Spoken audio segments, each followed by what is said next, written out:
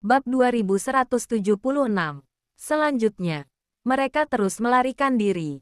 Malam itu, Mina ditegur keras oleh atasannya dan meminta wanita itu untuk tidak mencampuri urusan anggota kerajaan Denmark, bahkan menghentikan tugasnya, serta memutuskan semua komunikasinya dengan media. Untung saja Handi masih belum ketahuan. Atasannya mengingatkannya untuk tidak ikut-ikutan membuat masalah seperti Mina. Dia menjadikan sedang bertugas sebagai alasan untuk atasannya. Saat ini, semua informasi yang diberikan Robin ada pada Handi. Jadi Handi masih bisa menghubungi media atas namanya. Meski semua media itu sudah ditegur keras oleh anggota kerajaan Denmark dan FBI, mereka tetap tidak bisa menghentikan ambisi media besar itu untuk mendapatkan berita. Meski menyanggupi mereka, media itu tetap saja terus mempublikasikan berita. Jadi, rencana ini masih bisa diteruskan. Hanya saja, Dewi, Mina dan Handi menjalani kehidupan dalam pelarian sejak saat itu. Karena masih memikirkan cara untuk menyelamatkan Willy dan orang-orang di kastel. Jadi mereka bertiga tidak berani meninggalkan Denmark, maka mereka selalu berada dalam ruang lingkup pengejaran. Setiap hari selalu merasa tegang, berada dalam bahaya dan terus-menerus melarikan diri. Mereka melalui hari seperti ini selama 7 hari. Kini, berita mengenai anggota kerajaan Denmark menimbulkan kehebohan yang sangat besar di seluruh dunia. Bahkan ada orang yang mengirimkan pesawat nirawak ke Kastel Willy untuk mencari tahu. Lalu, kebenaran itu pun terungkap. Karena itu, opini publik pun makin parah. Sekarang bahkan sudah sampai membongkar skandal Raja Denmark. Juga kebenaran dari kematian menyedihkan orang tua Willy yang ditutupi. Ditambah kejadian Willy menjadi cacat akibat jatuh dari kuda pun terbongkar. Opini publik terus memburuk dan sudah melibatkan Raja. Raja terpaksa menghentikan perintah penyegelan Kastel Willy, menyalakan kembali listrik dan gas kastel, juga memberikan sumber air baru untuk mereka. Bahkan dia sendiri mengirimkan bahan makanan yang sehat. Semua hal ini diberitakan oleh media lokal Denmark. Di saat yang sama, mereka juga menjelaskan alasan penyegelan kastel itu. Dengan begini, Robin dan 83 orang yang ada di kastel itu akhirnya bebas. Sedangkan Willy, karena masih sakit parah, ia masih dirawat di rumah sakit. Dan Raja tetap menyanderanya dengan alasan sedang mengobati penyakitnya. Akhirnya Dewi bisa menghela napas lega. Setelah semua hal ini, dia bisa menyelamatkan semua orang di kastel.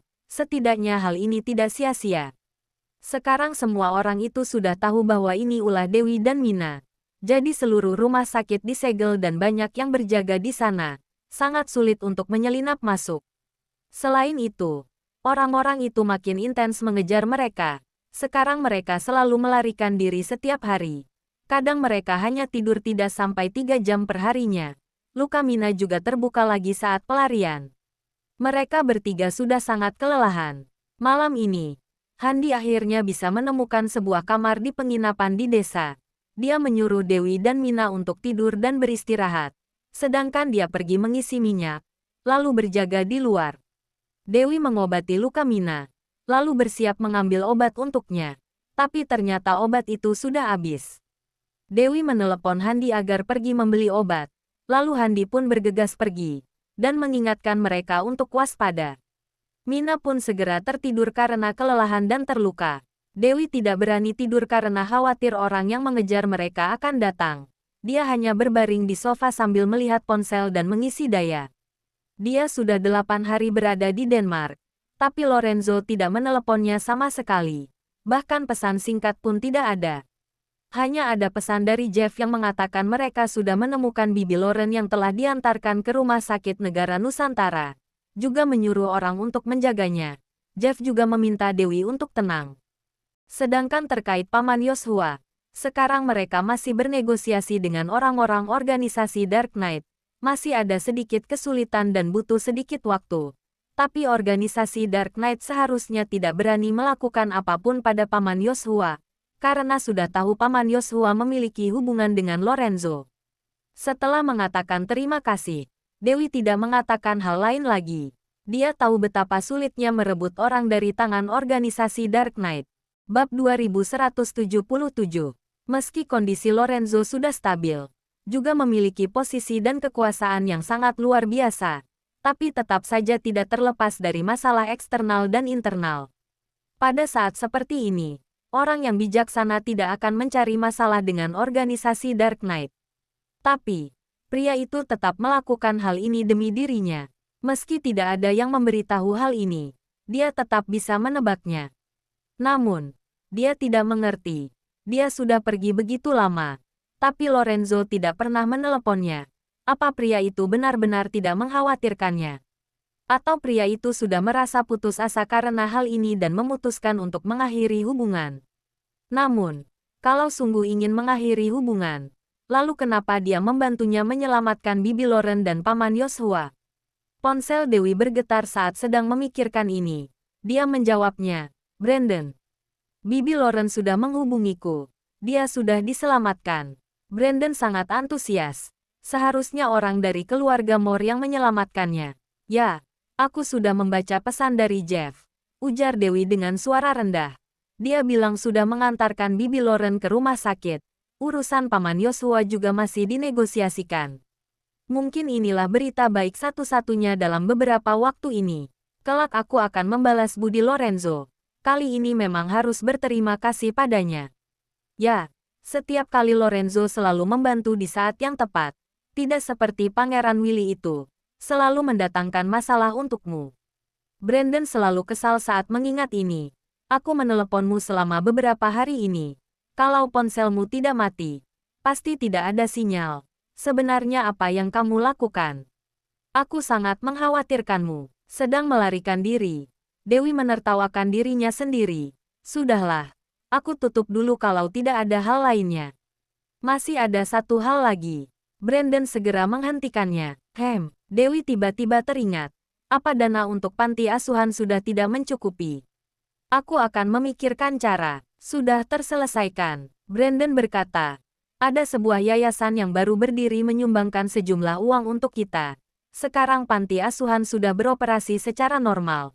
Mereka juga berkata kelak akan mentransfer dana tepat waktu untuk kita setiap bulannya. Begitu baik. Dewi sangat gembira. Yayasan apa? Apa Paman Joshua pernah menghubungi mereka sebelumnya? Nama yayasan ini adalah Yayasan Zambe. Sama dengan nama panti asuhan kita. Aku sudah memeriksanya. Grup Moore sengaja mendaftarkannya di Swedoland 10 hari yang lalu.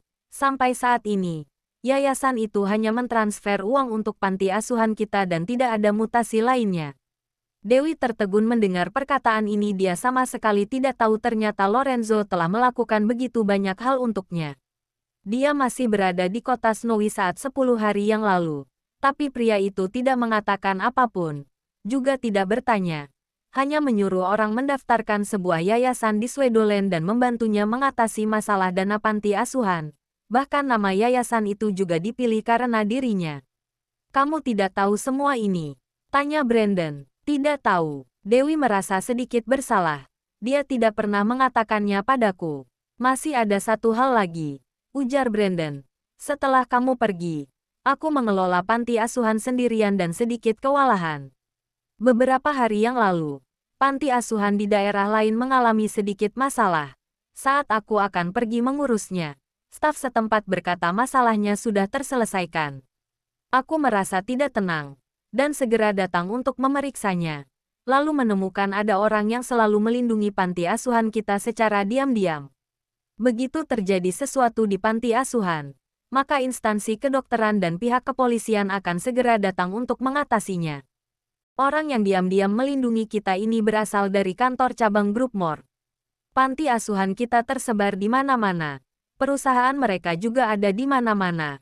Asalkan ada kantor cabang grup Moore di tempat itu, panti asuhan kita akan baik-baik saja. Beberapa hari ini, aku terus memastikan hal ini dan ingin memberitahumu. Tapi kamu selalu tidak bisa dihubungi. Setelah terdiam beberapa saat, Brandon berkata dengan tulus. Dulu aku tidak menyukai Lorenzo. Karena mendengar rumor tentangnya, aku selalu merasa dia dingin dan kejam. Tapi kalau dilihat sekarang, sepertinya dia berkorban banyak untukmu. Bab 2178. Mendengar kata-kata ini, hati Dewi terasa rumit dan sulit diungkapkan. Dia juga berpikir, Sebelumnya panti asuhan terus-terusan mengalami masalah. Kenapa akhir-akhir ini begitu tenang? Ternyata Lorenzo mengutus orang datang untuk menjaganya. Dia diam-diam melakukan begitu banyak hal untuknya, tapi tidak pernah mengatakannya. Sedangkan Dewi, sepertinya belum pernah melakukan apapun untuknya, malah sering merepotkannya. Bahkan, kali ini demi menyelamatkan Willy, dia masih menyakiti hatinya. Memikirkan ini, Dewi merasa sangat malu. Ucapkan terima kasih saja. Brandon mengingatkannya dengan suara ringan. Aku juga bukan mau membelanya.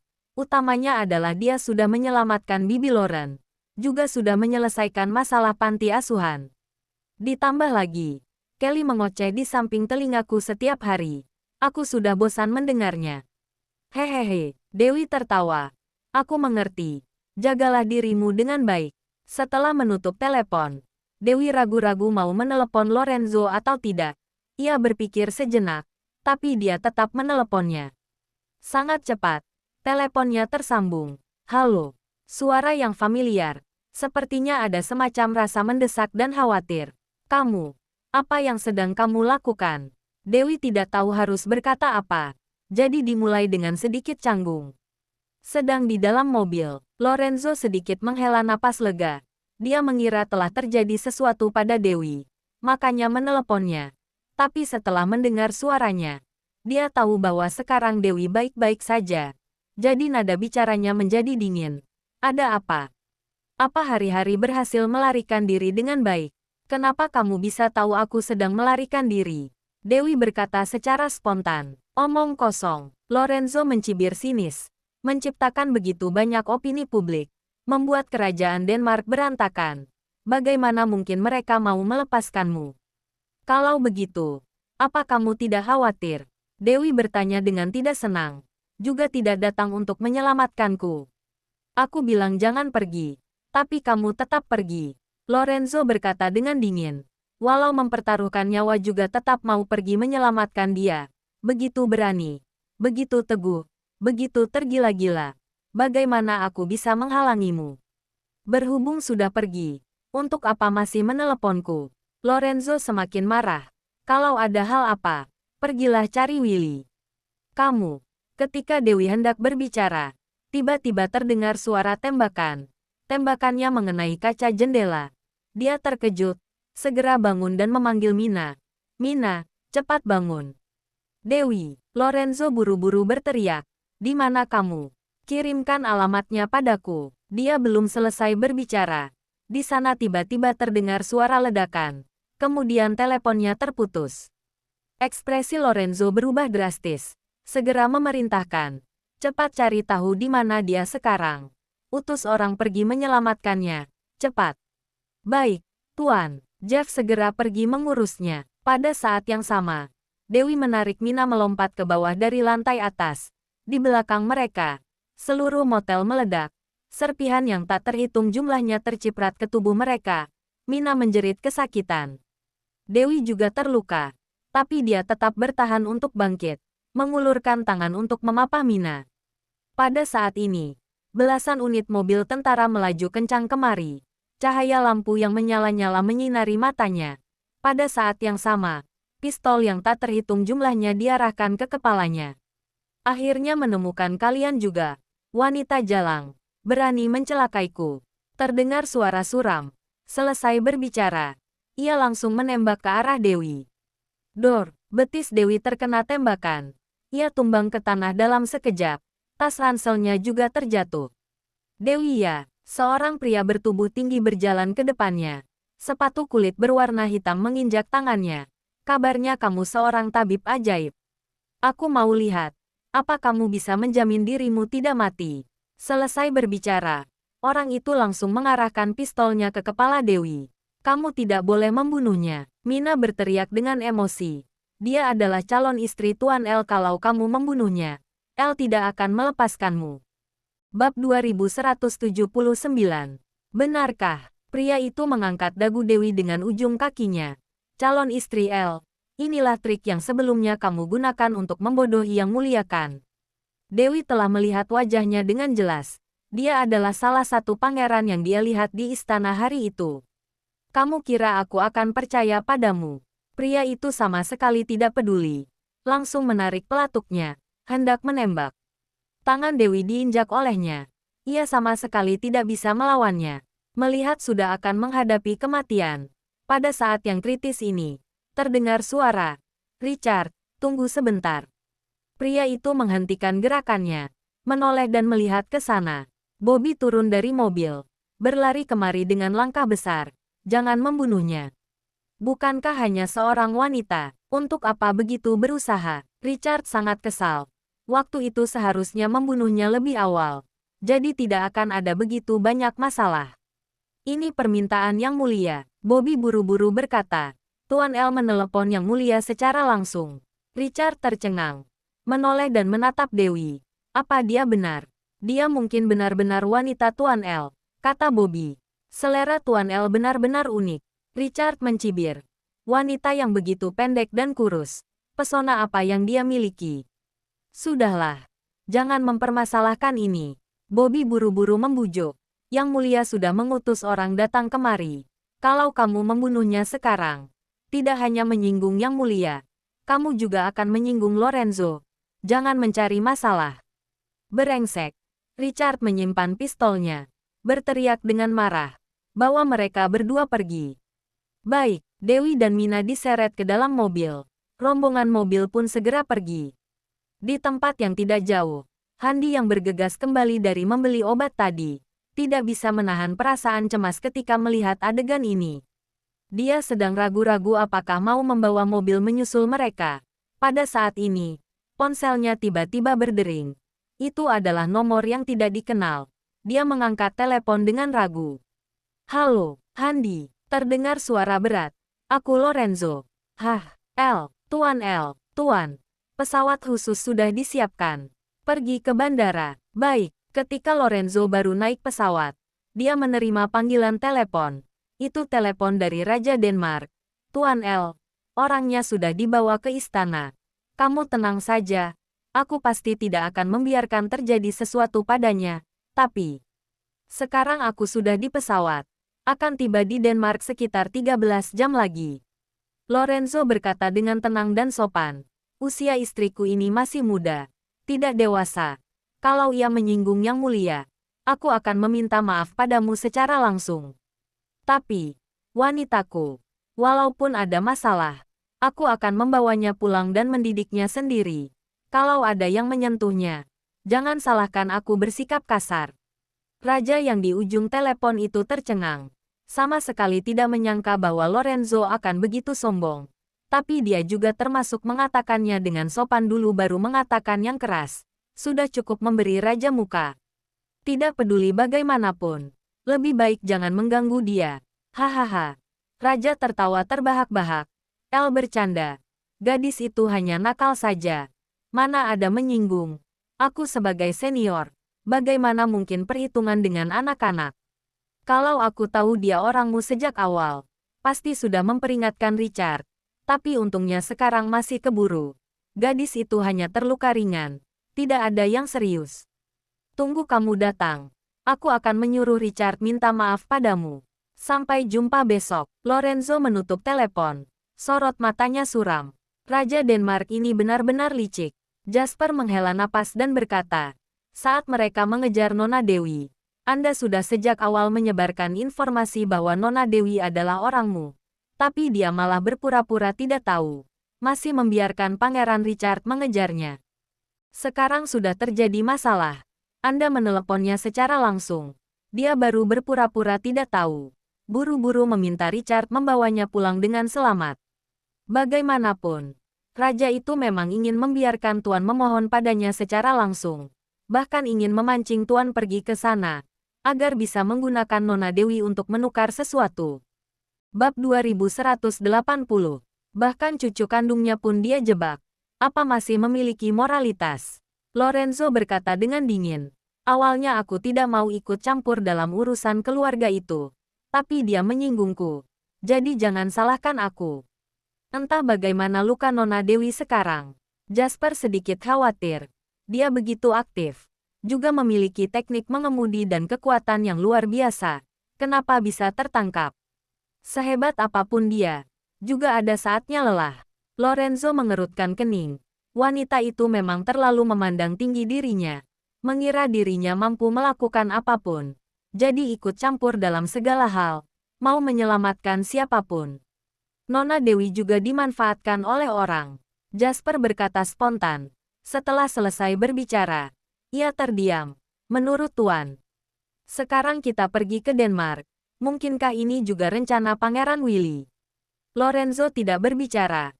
Hanya ada cahaya dingin yang melintas di matanya. Pangeran Willy seharusnya tahu.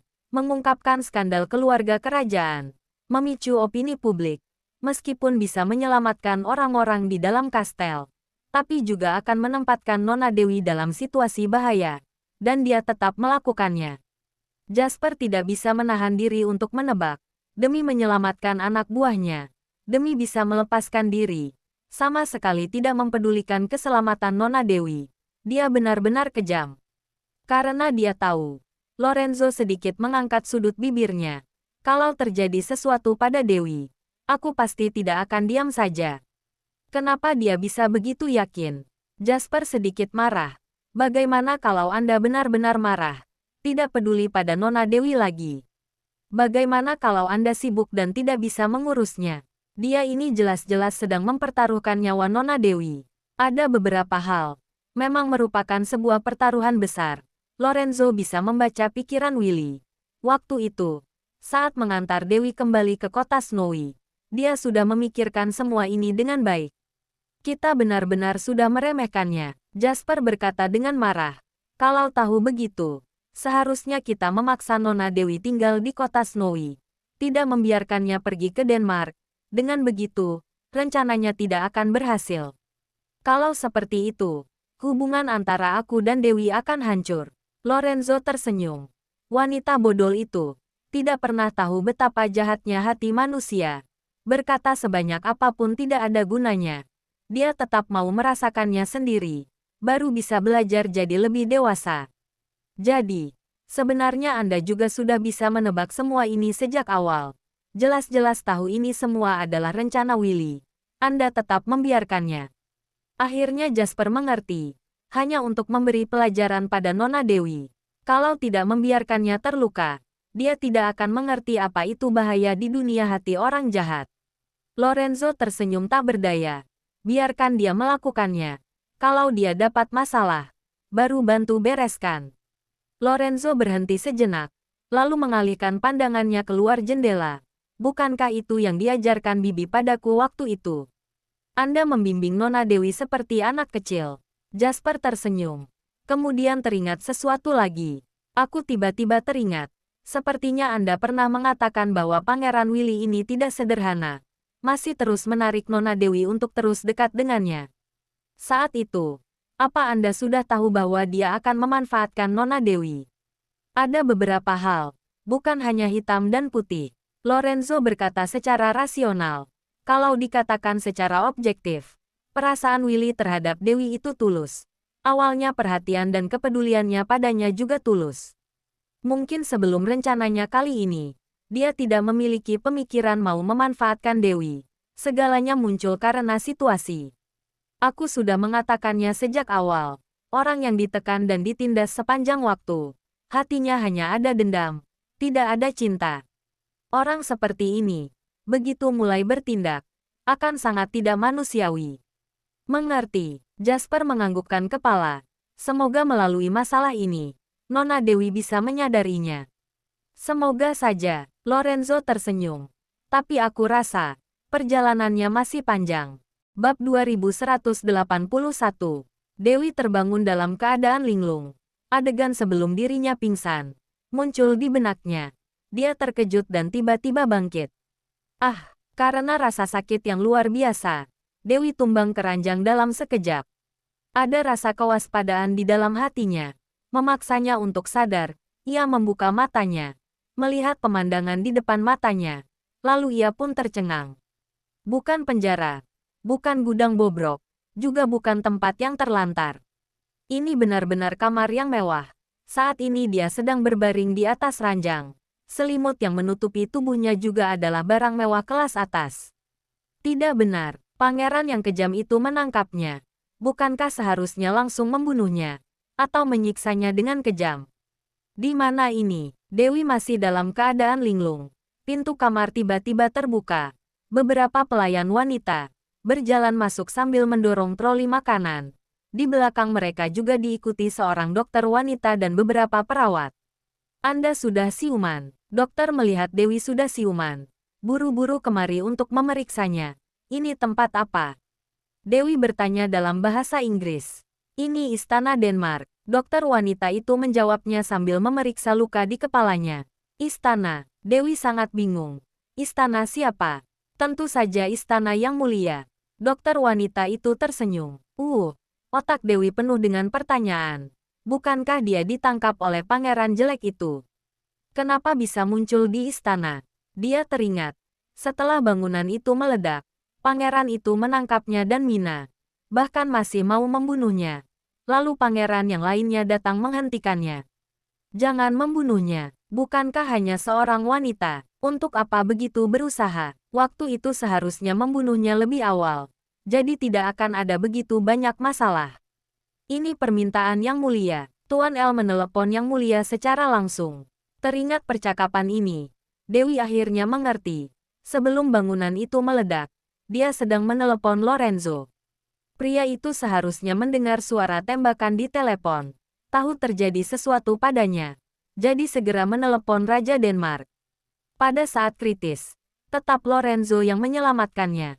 Dia berutang padanya lagi. Bagaimana perasaanmu? Apa kepalamu masih sakit? Dokter wanita itu bertanya dengan perhatian. Sakit. Dewi menyentuh kepalanya yang terbungkus rapat. Ia merasa kepalanya sepertinya akan terbelah. Dia ingat bahwa hanya betisnya saja yang terkena tembakan. Mengapa sekarang kepalanya juga terluka? Mungkin dipukul oleh pangeran jelek itu. Sekarang beberapa pangeran jelek itu seharusnya sangat membencinya. Kalau tidak ada dirinya, Willy pasti sudah dihabisi sejak awal. Mana mungkin masih bisa berjuang melawan mereka. Jadi, setelah bajingan itu menangkap Dewi, mereka bahkan tidak ingin mengucapkan sepatah kata pun, ingin langsung membunuhnya. Namun pada saat itu, Raja menghentikan semua ini. Mungkin sekarang mereka membencinya. Setelah minum obat, istirahatlah dengan baik. Dokter wanita itu memerintahkan asistennya untuk menyuapi Dewi minum obat. Setelah melihat obatnya, kemudian Dewi pun meminumnya. Dokter wanita itu tersenyum dan berkata, "Kabarnya Anda juga seorang dokter. Bagaimana mungkin aku berani bertindak ceroboh di depanmu? Anda tenang saja. Yang mulia meminta kami menjagamu dengan baik. Kami tidak berani memperlakukanmu dengan buruk." "Terima kasih." Dewi berbaring di ranjang dengan tenang. "Di mana Mina? Maksudmu anggota FBI yang diskors itu?" Dokter wanita itu berkata, "Dia tidak seberuntung Anda. Ia dikurung di penjara bawah tanah, menunggu diinterogasi oleh FBI." "Apa aku boleh bertemu dengannya?" tanya Dewi. "Maaf, sepertinya tidak boleh." Dokter wanita itu berkata sambil tersenyum. "Kalau begitu, kapan Yang Mulia berencana menemuiku?" Dewi tahu jelas, dia tidak bisa berbuat apa-apa di sini. Tidak mungkin bisa menyelamatkan Mina seorang diri. Namun dia juga tahu, Raja akan segera menemuinya. Mungkin dia sudah memastikan hubungannya dengan Lorenzo. Juga mungkin ada alasan lain. Tapi, sudah pasti akan datang menemuinya. Bab 2182.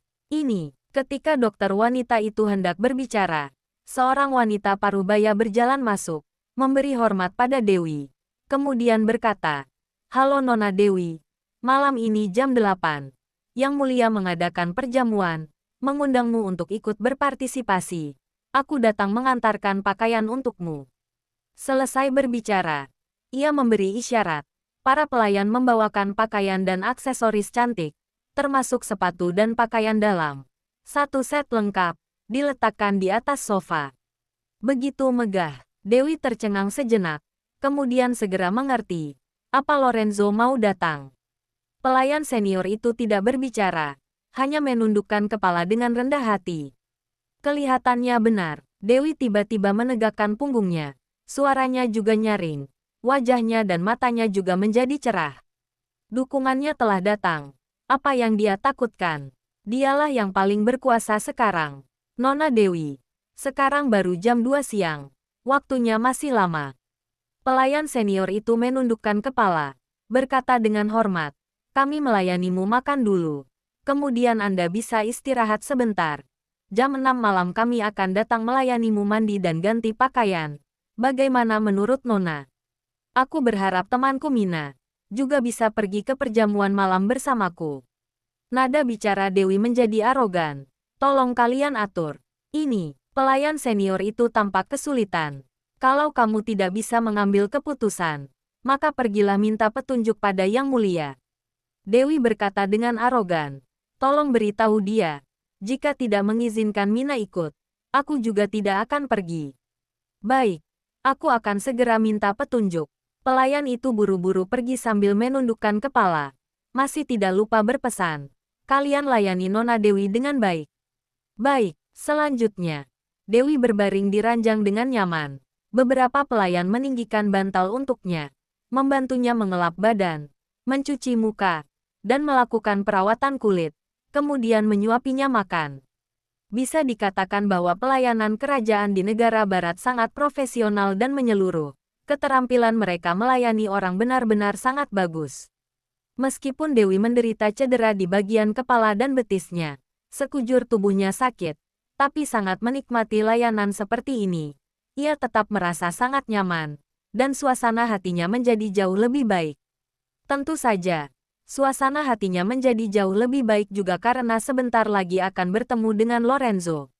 Beberapa waktu ini ia sibuk melarikan diri, bertahan hidup, jadi tidak punya waktu untuk memikirkan banyak hal. Namun bayangan Lorenzo tetap sering muncul di benaknya. Melihat apapun, ia pasti akan teringat dia, setiap hari sebelum tidur. Setelah bangun tidur, orang pertama yang dia pikirkan juga Lorenzo. Meskipun setiap hari hidup dalam bahaya, tapi dia tetap penuh semangat, karena dia memiliki keyakinan teguh, harus kembali menemuinya hidup-hidup. Tidak disangka begitu cepat, mereka sudah bisa bertemu lagi. Lorenzo bilang ia marah, tidak mau peduli padanya. Tapi saat berada dalam bahaya, Lorenzo tetap tidak memedulikan apapun dan bergegas datang untuk menyelamatkannya. Lorenzo adalah pelindungnya, pendukungnya, sandarannya. Asalkan ada Lorenzo, dia tidak perlu takut pada apapun, hidup dengan bermartabat. Memikirkan ini, Dewi merasa sedikit puas, sedikit bangga, sedikit sombong. Namun, dia tiba-tiba teringat satu hal, sehebat apapun Lorenzo, ini juga negara orang. Selain itu, pertarungan internal antara keluarga kerajaan, awalnya sama sekali tidak ada hubungannya dengan dia dan Lorenzo. Memang tidak pantas jika dia ikut campur. Bagaimanapun juga, Lorenzo sepertinya dalam posisi yang lemah. Kalau begitu, jamuan malam ini, apakah jamuan itu punya niat jahat? Apa Lorenzo akan dipersulit oleh Raja Denmark itu? Raja Denmark licik, tidak berprinsip, tidak mudah dihadapi. Memikirkan ini, Dewi mulai tidak tenang lagi. Dia memikirkannya berulang kali. Akhirnya membuat sebuah keputusan. Dia harus menanggung perbuatannya sendiri. Tidak boleh melibatkan Lorenzo. Jika Raja Denmark berani mempersulit prianya, dia akan melawannya. Bab 2183. Pelayan senior itu segera membawa Mina kemari. Mina dipukul, mengalami luka parah. Sekujur tubuh berantakan. Dia sangat bersemangat ketika melihat Dewi. Dewi segera meminta orang untuk melayaninya mandi dan ganti pakaian, serta mengobati lukanya. Pelayan senior itu melakukan semua permintaannya. Pukul 7.50 malam, pelayan itu mengantar Dewi dan Mina ke ruang perjamuan tepat waktu. Mereka berdua langsung melihat 6 pangeran di seberang.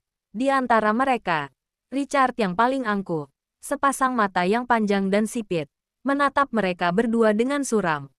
Tatapan yang lainnya juga dipenuhi dengan peringatan. Hanya Bobby satu-satunya. Ekspresinya terlihat biasa, juga menganggukkan kepala sambil tersenyum pada Dewi. Siapa orang itu? Dewi mengenali Bobby. Ia adalah orang yang waktu itu menghentikan Richard yang ingin membunuhnya.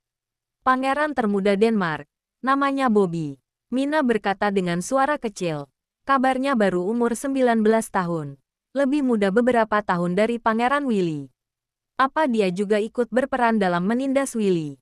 Dewi bertanya dengan suara kecil. Kabarnya dia tidak ikut berpartisipasi. Mina berkata. Tapi, masalah seperti ini, siapa yang tahu? Dewi tidak berbicara lagi. Hanya melihat jam yang digantung di dinding. 5 menit lagi sudah pukul 8. Raja Denmark masih belum datang. Lorenzo juga belum datang. Bagaimana situasinya sekarang? Ketika sedang berpikir, pelayan senior itu datang, membungkukkan badan untuk memberi hormat pada para pangeran terlebih dulu. Kemudian menghampiri Dewi, menundukkan kepala dan berkata, "Nona Dewi, silakan masuk ke aula dalam." Dewi sedikit bingung, tapi juga tidak mengatakan apa-apa. Ia menggeser kursi dan berdiri. Pelayan segera memapahnya duduk di kursi roda, kemudian mendorongnya masuk ke aula dalam. Raja Denmark duduk sendirian di sana, minum teh dengan tenang. Karena mendengar suara, ia mendongak dan menatap Dewi. "Bagaimana lukamu?" "Tidak serius kan? Tidak akan mati." Dewi menjawabnya dengan datar. "Willy bilang padaku, kamu sangat pemberani, sangat setia kawan. Awalnya aku masih tidak menganggapnya serius. Sekarang kelihatannya memang benar." Raja Denmark menatap Dewi sambil tersenyum. "Usiamu masih muda, tapi sangat pemberani. Telah melakukan banyak hal untuk Willy." Dewi tidak berbicara, hanya menatapnya dengan diam. Dia hanya ingin tahu. Raja Denmark berbelit-belit. Sebenarnya apa yang ingin dia katakan? "Aku tidak tahu Willy pernah mengatakan sesuatu padamu atau tidak, sehingga menyebabkan kesalahpahaman." Raja Denmark berbelit-belit, memberi isyarat berulang kali. "Sebenarnya aku selalu menyayanginya. Tapi keluarga ini terlalu besar. Banyak orang yang bertindak, tidak mudah mengurusnya. Mungkin kamu tidak terlalu memahaminya sekarang. Tapi kelak kalau kamu menikah dan masuk ke keluarga Mor, mengurus keluarga besar, maka akan memahami kesulitanku." "Apa sebenarnya yang ingin Yang Mulia katakan?" Dewi sudah tidak tahan mendengarnya. "Langsung katakan saja." Ucapan munafik seperti itu bisa diucapkan di depan media. Ia tidak perlu berpura-pura di depannya. "Hahaha, lugas." Raja Denmark tertawa dan berkata, "El sangat menyayangimu. Kamu sebagai calon istrinya, seharusnya lebih banyak menghabiskan waktu dan pikiran padanya baru benar. Masalah Willy, kelak tidak perlu khawatir lagi." Akhirnya, ia mengatakan inti masalahnya. Dewi lelah mendengarnya, bertanya dengan dingin, "Aku benar-benar tidak mengerti. Kenapa Anda harus memperlakukan Willy seperti itu? Dia juga cucumu. Kalau dia menjalani hidup dengan menaati aturan, kita juga bisa hidup rukun. Tapi dia malah tidak menaati aturan." Raja Denmark berkata dengan makna yang dalam, "Willy tidak sesederhana seperti yang kamu bayangkan. Kelak kamu akan mengerti." Dewi merasa takut. Raja Denmark malah memfitnah cucunya sendiri. "Yang Mulia, mobil Tuan El sudah melaju masuk istana. 5 menit lagi akan sampai." Pengawal buru-buru datang melaporkan. Pak Franky sudah menunggunya di depan pintu sesuai arahan Yang Mulia. "Ya." Raja Denmark menganggukkan kepala, mengalihkan pandangannya pada Dewi. "El sangat sibuk. Tapi demi kamu, dia jauh-jauh datang ke Denmark. Menunda sehari, akan menunda berapa banyak peluang bisnis. Apa kamu tahu?" Bab 2184. Tidak tahu. Aku juga tidak tertarik untuk mengetahuinya. Dewi sama sekali tidak menghargai niat baiknya. Apa masih ada lagi yang ingin Yang Mulia katakan? Kesabaran seseorang itu ada batasnya. Raja Denmark itu mengingatkannya. Kalau suatu hari nanti, kamu menghabiskan kesabarannya, dia tidak peduli padamu lagi, maka kamu mungkin akan sangat berbahaya. Yang Mulia sedang mengancamku. Dewi mengerutkan kening. "Aku mengingatkanmu." Raja Denmark tersenyum. "Jadilah Nyonya Mor dengan baik. Jangan ikut campur urusan keluarga orang lain." Selesai berbicara, dia pun berdiri dan pergi. Sekelompok pengawal mengikutinya dengan hati-hati di belakang. Dewi menatap punggung Raja Denmark yang pergi itu. Suasana hatinya sangat rumit. Sebelum Lorenzo masuk, Raja Denmark membicarakan hal-hal ini padanya. Tujuannya adalah ingin memintanya jangan ikut campur dalam masalah Willy. Namun, masalahnya sudah sampai tahap ini. Apa dia benar-benar bisa tidak memedulikannya? "Nona Dewi, aku dorong Anda keluar." Pelayan senior itu mendorong Dewi pergi ke ruang perjamuan. Mina sedang cemas dan melihat kemari. Melihatnya datang, Mina buru-buru berdiri dan menyambutnya. Bahkan melupakan kakinya yang masih terluka. Jika bukan pelayan yang memapahnya, dia sudah hampir terjatuh. Begitu Dewi duduk di tempat duduknya, Mina bertanya dengan cemas. Yang Mulia bilang apa? Apa memintamu jangan ikut campur dalam urusan pangeran? Bagaimana Anda menjawabnya? Mina juga merupakan orang pintar. Dia sudah bisa menebaknya. Aku tidak mengatakan apa-apa. Dewi meresponsnya. Sekarang aku juga tidak bisa mengatakan apa-apa. Nona Dewi, Anda tidak boleh menyerah. Mina menggenggam tangannya. Memohonnya dengan cemas. Sekarang Anda adalah satu-satunya penyelamat pangeran. Jika Anda menyerah, maka pangeran benar-benar akan mati. Ketika sedang berbicara, beberapa pangeran itu berdiri. Mina terkejut, masih mengira mereka mau berkelahi. Namun, mereka hanya memelototinya dengan dingin, kemudian keluar dengan rapi dan tertib. Bobby yang berjalan di paling belakang. Ia berkata pada Dewi dengan suara kecil, "Kami keluar untuk menyambut Tuan El. Anda tunggu di sini sebentar." Selesai berbicara, dia pun buru-buru mengikuti rombongan kakaknya. Dewi kembali sadar, bertanya pada Mina. Dia berniat menyenangkanku.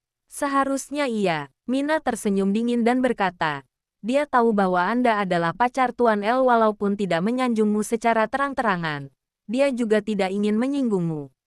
Dewi melihat sekeliling. Yang lain sudah pergi semua.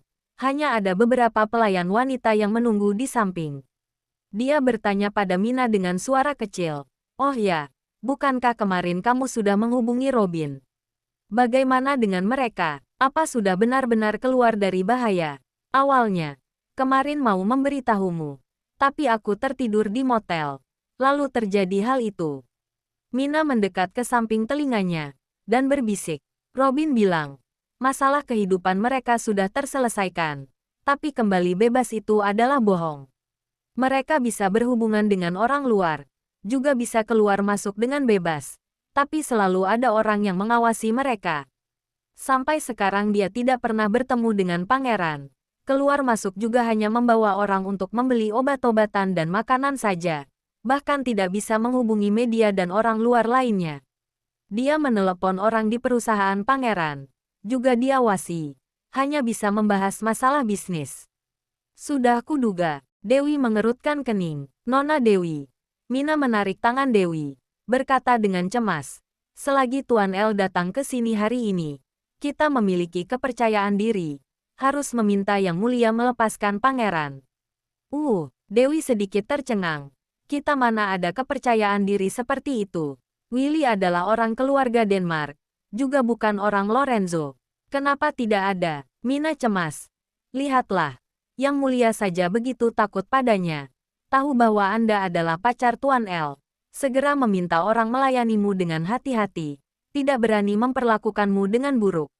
Sekarang juga membawa para pangeran keluar untuk menyambutnya. Siapa yang bisa diperlakukan seperti ini? Bab 2185. Sekarang di sini semuanya sedang mengalami masalah keuangan. Mereka berharap grup besar seperti grup Moore bisa berinvestasi di sini. Juga berharap bisa menjalin hubungan kerja sama jangka panjang di masa depan. Jelas-jelas sekarang Yang Mulia ingin menyanjung Tuan El. Jadi Tuan El berhak berbicara. Mina sekaligus mengatakan begitu banyak. Menarik tangan Dewi. Memohon dengan cemas. Tuan begitu menyayangimu. Tahu terjadi sesuatu padamu. Segera terbang kemari untuk menyelamatkanmu. Nanti Nona bicarakan baik-baik dengannya. Minta dia menyelamatkan pangeran. Dia pasti akan menyetujuinya. Aku mohon padamu. Berhak berbicara. Akhirnya Dewi mengerti. Pantas saja. Raja Denmark tiba-tiba bersikap begitu baik padaku. Memperlakukan Lorenzo sebagai tamu kehormatan. Ternyata menginginkannya berinvestasi di sini. Itu juga berarti, kali ini Lorenzo datang menyelamatkanku. Ia harus membayar dengan harga tinggi lagi. Ini sudah pasti, Mina berkata. Kalau tidak membayarnya, bagaimana mungkin seorang raja bisa memperlakukanmu dengan baik tanpa sebab? Tapi, ini juga bukan apa-apa bagi Tuan El kan. Lagi pula, berinvestasi dimanapun sama saja. Dia bukan pacarmu. Tentu saja kamu merasa tidak apa-apa. Dewi sedikit marah. Uangnya itu juga bukan jatuh dari langit. Juga ada bagianku di dalamnya. Diberikan pada Raja Denmark tanpa sebab. Aku tidak bisa menerimanya. Mina tidak bisa berkata apa-apa dalam sekejap. Semakin memikirkannya, Dewi semakin marah. Khawatir Lorenzo akan dimanfaatkan oleh Raja. Dia buru-buru berdiri dan hendak pergi mencari Lorenzo. Nona Dewi, beberapa pelayan wanita memapahnya. Anda mau kemana? Jangan menarikku. Aku mau mencari pacarku. Dewi ingin mendorong mereka, tapi beberapa pelayan wanita menariknya, tidak membiarkannya pergi. Saat mereka tarik-menarik, begitu tidak hati-hati, dia terjatuh ke belakang. Nona Dewi, Mina berteriak karena terkejut. Dia berdiri hendak memapahnya. Namun, sosok yang lain bergegas kemari seperti kilat, merangkul Dewi dari belakang. Dewi merasakan kekuatan yang menahannya di belakang. Mendongak tanpa sadar, hatinya pun bergetar. Tubuh Lorenzo yang tinggi bagaikan sebatang pohon besar, melindunginya dengan kuat. Wajahnya yang tampan dekat di matanya. Sepasang mata kuning kecoklatan itu penuh dengan amarah. Hati Dewi yang awalnya kuat, tiba-tiba menjadi lemah dalam sekejap. Mulutnya mengecil, menarik masuk ke dalam pelukannya. Kedua lengan melingkari pinggangnya. Ia menangis tersedu-sedu. Nakal. Lorenzo ingin memukul pantatnya beberapa kali, tetapi di depan begitu banyak orang. Menahan emosinya, ia pun mencubit dagunya, mengangkat wajahnya, memeriksanya dengan teliti. Coba aku lihat. Kenapa kepalamu terluka? Kakinya juga. Dia yang memukulku. Dewi seperti anak kecil yang punya sandaran, menunjuk ke arah Pangeran Richard dengan galak. Richard tercengang sejenak, menatap Lorenzo dengan terkejut. Lorenzo menatap ke sana dengan tatapan suram dan aura kuat. Kamu yang memukulnya. Aku. Ekspresi Pangeran Richard berubah dalam sekejap. Ia mundur ke belakang dengan panik. Salah paham. Salah paham. Semuanya salah paham. Raja segera membantunya berbicara. Waktu itu Richard tidak tahu identitasnya. Tangan yang mana? Lorenzo menyela kata-kata Raja. Mengangkat alis dan menatap Richard. Richard tidak berani menatap matanya. Buru-buru menundukkan kepala. Tidak berani mengeluarkan suara. Jeff. Lorenzo memerintahkan dengan suara berat. Ya, Tuan. Hanya dalam waktu 2 atau 3 detik. Beberapa bunyi terdengar pada waktu yang bersamaan. Semua orang yang ada di sana tercengang. Jeritannya memekakkan telinga. Jasper memejamkan kedua matanya. Diam-diam menghela napas. Awalnya dia ingin membujuk Lorenzo, tapi masih belum sempat berbicara. Jeff yang bodoh itu sudah bertindak. Pantas saja. Biasanya saat ada apa-apa, Tuan selalu memanggilnya. Kali ini memanggil Jeff, karena dia tahu Jeff hanya mendengar perintah tanpa berpikir.